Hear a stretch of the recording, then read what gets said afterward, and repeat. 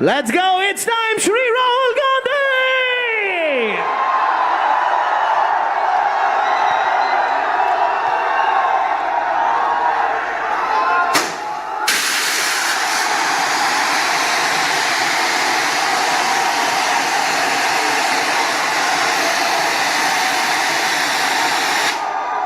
Oh my God.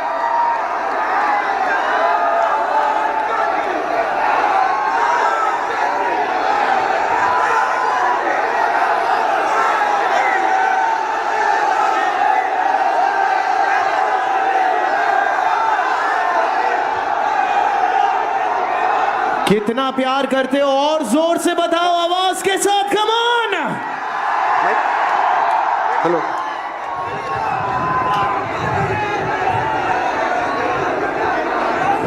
Good evening.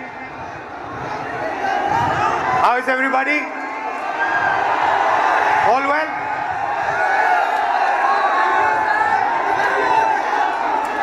I'm very happy and honored to come to stand here in front of you, in front of you and Gota. And the reason I've come, I want to make absolutely crystal clear that this is not a political meeting. This is a meeting about you, about the young people who are struggling to get a future. I will not say the words BJP, Congress, politics, elections. They will not come out of my mouth this evening.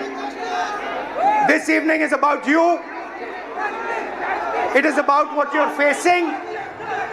It is about the challenges that you're dealing with every single day.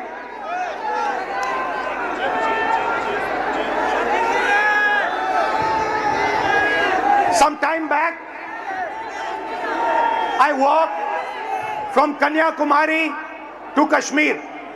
4,000 kilometers रास्ते में आप जैसे लाखों युवाओं से मैं मिला, हजारों युवाओं से मेरी बात हुई, डिस्कशन हुआ, और मेरा एक ही सवाल होता था, आप क्या करना चाहते हो?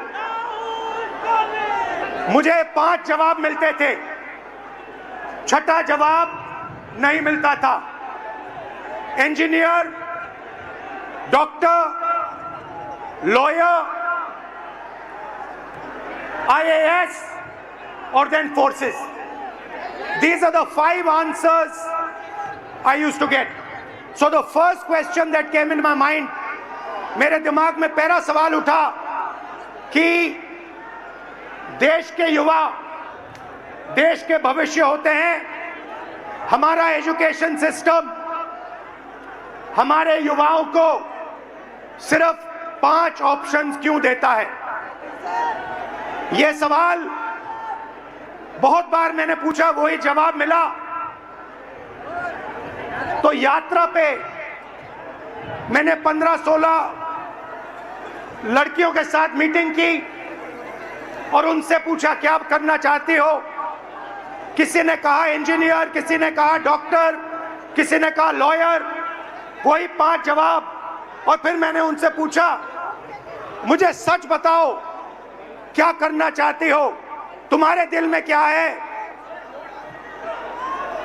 सच्चाई ये थी कि जो वो करना चाहते थे और ये जो 5 ऑप्शंस थे, इसमें बहुत फर्क था। कोई ऑथर बनना चाहती थी, कोई डांसर बनना चाहती थी, कोई एस्ट्रोनॉट बनना चाहती थी। फिर मैंने एक टेस्ट किया, मैंने उन्हीं लड़कियों से एक सवाल पूछा, आप में से कितनी लड़कियां पायलट बनना चाहती हैं? एक भी लड़की ने हाँ नहीं कहा। वहां पे चीफ मिनिस्टर का हेलीकॉप्टर था।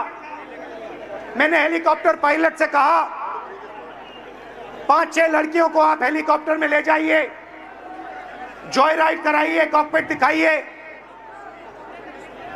फ्लाइट हुई, लड़कियां हेलीकॉप्टर पे गई, जैसे ही वापस आई मैंने सवाल पूछा क्या करना चाहती हो? सारी की सारी लड़कियों ने कहा हम पायलट बनना चाहती हैं। मतलब हिंदुस्तान का एजुकेशन सिस्टम, सबसे पहली कमी इसकी कि हम जो हमारे बच्चों के सपने हैं उनको पूरा नहीं करते हैं, जो उनके ऑप्शंस हैं, जो वो ऑप्शन चाहते हैं उनकी हम रिस्पेक्ट नहीं करते। उसके बाद यात्रा के बाद मैंने एजुकेशन सिस्टम के बारे में और थोड़ा सोचना शुरू किया। सवाल उठे। दूसरा सवाल, पब्लिक सेक्टर एजुकेशन सिस्टम क्यों खत्म हुआ और प्राइवेट सेक्टर का जो एजुकेशन सिस्टम है ये इतना महंगा क्यों है? और फिर कुछ दिन पहले मैंने अखबार खोला और मुझे यह दिखाई दिया, sorry, young people are India's future. Every one of you is unique and talented. India succeeds if you succeed, and India has a duty to protect every single young Indian person, every single student. खैर, कुछ दिन पहले मैंने अखबार खोला और मुझे यह देखा अखबार में, पता नहीं आपने ये चिट्ठी देखी है या नहीं देखी है? देखिए आपने ये चिट्ठी? ये आकांक्षा ने ये चिट्ठी अपने माता पिता को लिखी। आकांक्षा आज हमारे साथ नहीं है, आकांक्षा ने सुसाइड किया, मगर ये 15 सेकंड आप इस चिट्ठी को अच्छी तरह पढ़िए।